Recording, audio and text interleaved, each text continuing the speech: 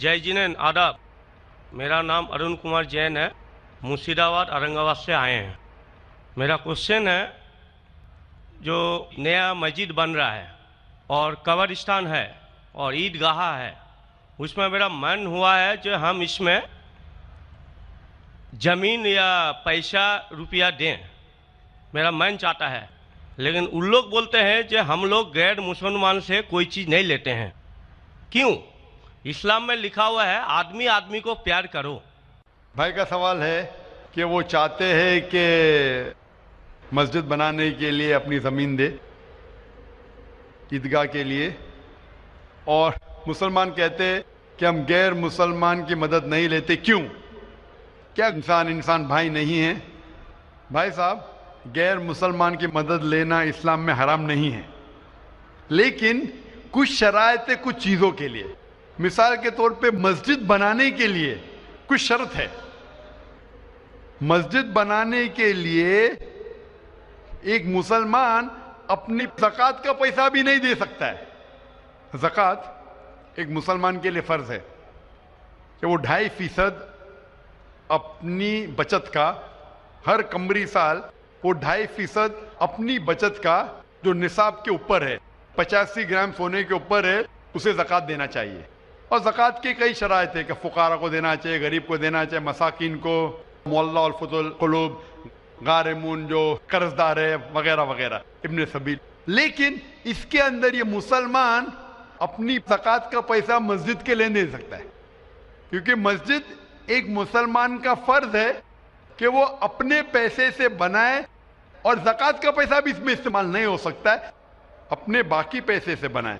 ज़कात का पैसा की कैटेगरी लिखी गई है सूरह तौबा में, सूरा नंबर 9 आयत नंबर 60 में, कि ये 8 कैटेगरी को आप ज़कात का पैसा दे सकते हैं, मस्जिद बनाने के लिए नहीं। क्योंकि मस्जिद एक फर्ज है, मुसलमान खुद अपने पैसे से, ना कि ज़कात से, अपने बाकी पैसे से जो सदका हो या बाकी पैसे से, ना कि जो गरीबों के लिए जो पैसा महफूज है, जो 8 कैटेगरी है उसके लिए महफूज है, वो पैसे में से आप मस्जिद बनाने के लिए नहीं दे सकते। ये एक शर्त है।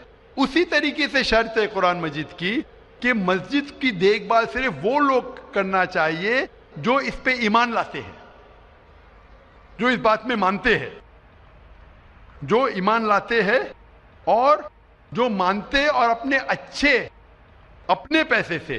तो अगर कोई गैर मुसलमान अगर इस पे ईमान नहीं लाता है तो मस्जिद के लिए इस्तेमाल नहीं किया जा सकता है। मिसाल के तौर पे मैं कहूँगा कि यहाँ कई जगह है अपने हिंदुस्तान में जिसे कहा जाता है कैंटोनमेंट एरिया। कैंटोनमेंट एरिया मतलब वो एरिया जहाँ सिर्फ मिलिट्री के लोग जा सकते हैं। आम हिंदुस्तानी, मैं हिंदुस्तान का नागरिक हूँ, मैं ये नहीं कह सकता कि मैं हिंदुस्तान का नागरिक हूँ इसीलिए मुझे कैंटोनमेंट एरिया में जाने दो। वो रूल है। कैंटोनमेंट एरिया में जाने के लिए फर्ज है क्या वो लोग जो अपनी पूरी जिंदगी देते हैं देश की हिफाजत करने के लिए, वो लोग को इजाजत है। आम आदमी कैंटोनमेंट एरिया में नहीं जा सकता है, ये उसूल है देश का। उसी तरीके से जो लोग ईमान लाते हैं मजहब पे और ज़कात के अलावा अपनी बाकी आमदनी के पैसे से मस्जिद बना सकते हैं, तो इसीलिए क्योंकि आप ईमान नहीं लेके आए तो मस्जिद बनाने के लिए आपके पैसे का इस्तेमाल नहीं हो सकता है। लेकिन बाकी खैरात की अलग बात है। अगर आप किसी को पैसा देते हैं, किसी को तालीम के लिए, मुसलमान को, तो हराम नहीं कि मुसलमान गैर मुसलमान का पैसा नहीं ले सकता है। सिर्फ मस्जिद के लिए शर्त है।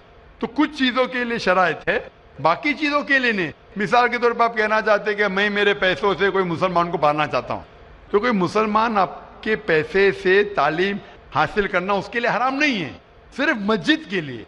अगर आप चाहते हैं कि आपका पैसा मस्जिद में इस्तेमाल हो तो पहले आपको मुसलमान बनना पड़ेगा, आपको ईमान लाना पड़ेगा, फिर ही आप, क्योंकि आप अगर जिस चीज़ में ईमान नहीं लेके आते, आप अगर ईमान नहीं लेके आते कि हमको एक ईश्वर को मानना चाहिए, हमको सलाह पढ़ना चाहिए, तो उसी तरीके से अगर आपको ईमान आ जाएगा कि ये मस्जिद सही इबादत की जगह है और मैं इस पे यकीन करता हूं, फिर आपका पैसा ले सकते हैं, वरना नहीं। Hope that answers the question. आपका दूसरा सवाल? दूसरा सवाल है ये, हम लोग जो गाय का दूध पीते हैं वो वेज है कि या नॉन वेज है? भाई का सवाल है कि हम गाय का दूध जो पीते हैं वो वेज है कि नॉन वेज है। साइंटिफिकली गाय वेज है कि नॉन वेज है भाई साहब? हम लोग जानते हैं नॉन वेज है। गाय नॉन वेज है ना? हाँ, तो उसका दूध वेज होगा या नॉन वेज होगा? नॉन वेज, लेकिन हम लोग का धर्म में वो देवी है। हाँ, अभी उसके ऊपर बाकी सवाल आ गया ना।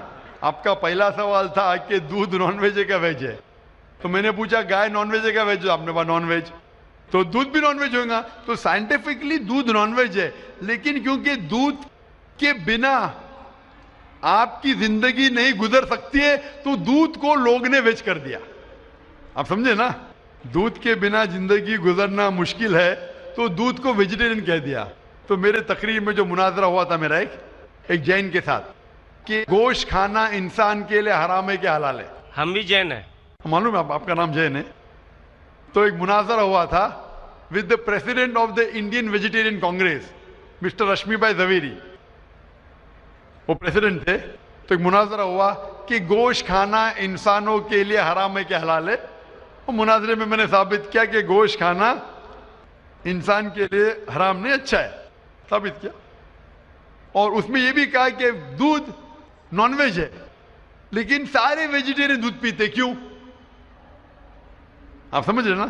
तो दूध साइंटिफिकली इज नॉन वेजिटेरियन। आपने कहा क्या है, हमारी देवी है। आप अगर पढ़ेंगे, जैसा मैंने कहा कि न तस्य प्रतिमास्ति, उस ईश्वर की कोई प्रतिमा नहीं, कोई अक्स नहीं। आप समझे ना? कोई अक्स नहीं, कोई पिक्चर नहीं, कोई पेंटिंग नहीं, कोई फोटोग्राफ नहीं। तो ये वेद के मुताबिक ये गलत हो जाता है। आप समझे ना? लेकिन फिर भी मैं जानता हूं कि कई किताबों में, क्योंकि हिंदू किताबें दो किस्म की है, श्रुति और स्मृति। श्रुति वो किताब जो भगवान की तरफ से आए, वेद और उपनिषद। स्मृति वो किताब जो इंसानों ने लिखी है। तो श्रुति होती जो ईश्वर की तरफ से है, और एक होती है स्मृति जो इंसानों ने लिखी है। तो मैं जानता हूं कि कई हिंदू मजहबी किताबों में, खुसूसन स्मृति में, ऐसी चीजें लिखी है जो श्रुति के खिलाफ है। ये आप देखेंगे, गाय आपकी देवी है, वो आप वेद में नहीं पाएंगे, आप नीचे वाली किताब में पाएंगे। तो जब भी कोई ऊंची या नीचे किताब में टकराव हो, तो मैं मानना चाहिए ऊंची किताब। कुरान इस्लाम की सबसे ऊंची किताब है। कुरान से कोई भी किताब टकराई तो हमें कुरान में मानना चाहिए, उस किताब में नहीं। आप समझे ना? तो इसी तरीके से अगर आप वेद में पढ़ेंगे, वेद में लिखा है कि खुदा का कोई अक्स नहीं, तो अगर वो मानेंगे तो हमें मानना पड़ेगा कि खुदा का कोई रूप नहीं। तो ये कहना कि गाय देवी है, ये कई पंडित कहते हैं कि हम जानते हैं कि खुदा एक है, हम जानते हैं ईश्वर एक है, लेकिन हमें कंसंट्रेशन के लिए हमें बहुत बार मूर्ति का सहारा लेना पड़ता है।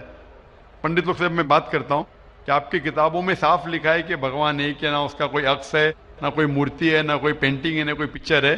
तो वो कहते हैं हम मानते हैं ये बात पे, लेकिन क्या कंसंट्रेट करने के लिए पहले शुरुआत में हमें अक्स की जरूरत होती है, एक मूर्ति की। जब हम हायर कॉन्शियसनेस पे पहुंच जाते, उस वक्त हमें जरूरत नहीं पड़ती।